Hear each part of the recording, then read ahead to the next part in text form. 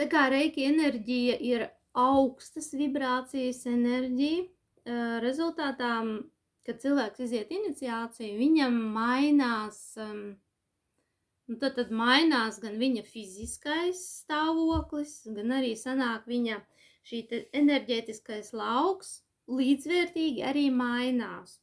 Un pirmais rādītājs, ja, piemēram, jums ir mājās dzīvnieki pie jums pielīp.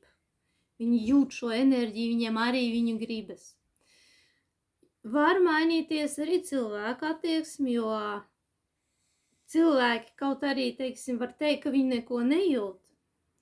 Viņi jūt, viņi vienkārši neprot to paskaidrot, kas jūsos ir mainījies, kas jūsos ir savādāk.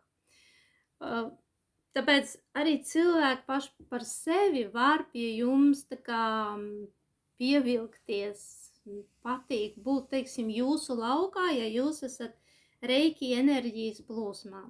Jo reiki enerģija ir tā, kura aktivizējās, kad jūs pasakat vārdu reiki.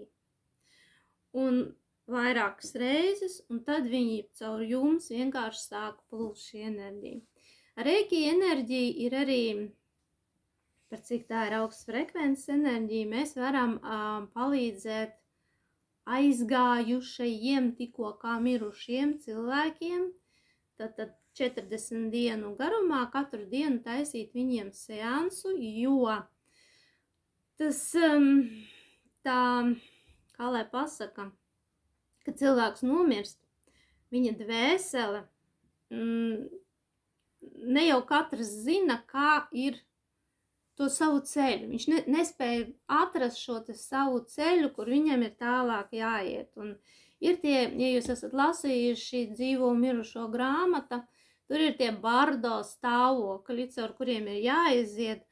Un kad taisa reiki seansu šai te aizgājušajai dvēselē, viņa sanāk, mēs viņu piepildam ar gaismu, un viņa nespēs nomaldīties tur ne pa labi, ne pa kreisi, un viņa spēs doties tur, kur viņai ir jādodās.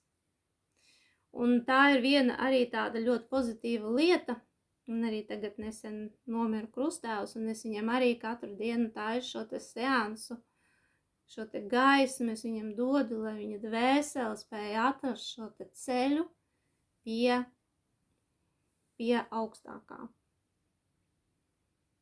Jo tie ir tie slāņi, caur kuriem ir jāaiziet. Un pārsvarā jau mēs neesam izglītoti par to, kāda izskatās tā pasaule. Mums viņi ir tepat blakus, bet mēs par viņu maz ko zinām, jo mums ir bailes. Tas ir bailes no nezināmā.